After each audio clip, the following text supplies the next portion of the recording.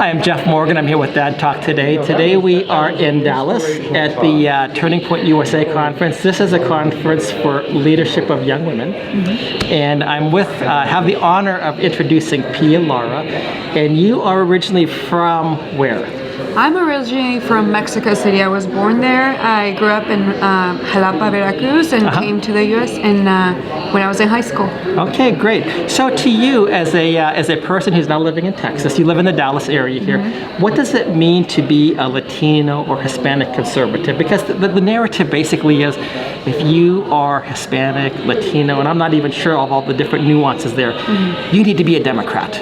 But you're not. So what does it mean to you to be a conservative? Right. So first, just to differentiate, Latinos are those that come from Latin American background. Hispanic is those people that have a Spanish-speaking background. Okay. So, but to be Hispanic, we really are conservative in our nature. We're pro-God, we're pro-family.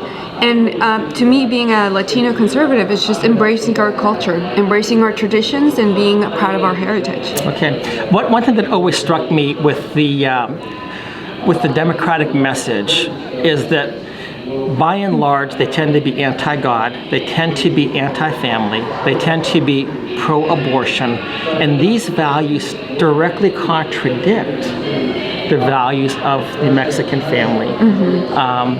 So I've always wondered, why is it that so many Spanish-speaking people, Mexicans, people from Central America think, I'm a Democrat. I got over here. What can you explain that for me? Yeah, it's a communication issue, and I'm really passionate about changing that communication, changing that message, because we are conservative by nature, and we need to realize that being our values align with the Republican Party and have nothing to do with the Democrats because of what you just said. Wow, that's great.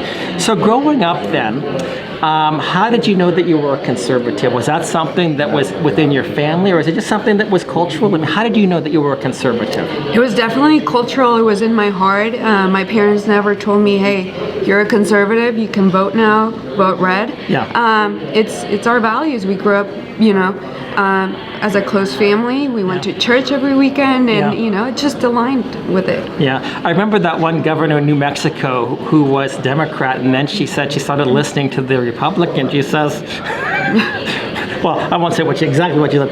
I'm a Republican. Basically. Yeah. It happens a lot. It happens a lot. Yeah. So moving from Mexico to the U.S., now you're a citizen here? Yes, I am. Okay.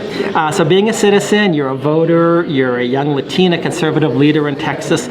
What message do you have for other people, I would say Latino conservatives, or just the Latino population, or Mexican, because now that you've made that distinction, what message do you have for them? Just be proud of who you are, be proud of your heritage, and stick to your morals. But you don't need to be loud. I'm not a loud person, but I stick to my morals and I want to make a change. So definitely, give your opinions and be proud of who you are. And I guess the other thing you would say is, don't just assume because somebody's giving you something that says you're a Democrat because you're Mexican or whatever. Challenge that narrative. Don't just blindly accept that. Right. Be informed. Be educated. Do research. We live in the greatest nation on earth. Right. And we're free here. You can do your own research and really know what we want you to go out and vote. We want you to go be involved in this country and do that. Right. So we are Dad Talk today, so we talk a lot about issues of the family and fathers and stuff like that. Tell us a little bit about the Mexican family, or your family, the family that you grew up in. One of the biggest issues we have in America is the whole destruction of the family. Government policy often encourages family destruction, and that has repercussions for people. Vladimir Lenin used to say, destroy the family, destroy society. And one of the things that Lenin wanted to do, because in order to push totalitarianism, communism, socialism, or today you might say the cancel culture, we must disempower the family and the church, but we must attack the family. So tell us a little bit about your family and the strength that you derive from them, how they influenced you. What would have happened, and I don't know your family background, but what would have happened if you had no strong family behind you? My family is everything to me. I have my parents. I have 2 brothers and a sister. And when my parents always instilled in us, we are a family. We're the base. We would always do stuff together. They're the basis of where I am today. And without a family, I don't know really where I would be. Right. And it's a shame today that in so many instances when families are broken, you have that lack of support that you're talking about. When you're in that position, it creates a lot of other issues that you have to be dependent upon government. Right. And that is the perfect scenario to create little Democratic voters. So Right. anyway. We don't want that. We don't want that, exactly. I'm glad that you said that. So, I know that you're here. I know that, by the way, congratulations on your upcoming day. Thank you. Thank you. And does everybody know about this, or is it still secret? Yeah, no. Okay. We're getting married on July 24th. Yeah, so yeah. You got a wonderful husband to be, and I know you're just a great lady too. But now, for you personally, you're getting married. What's next for you after that? Yeah, I'm getting married to my fiance Brad Namdar.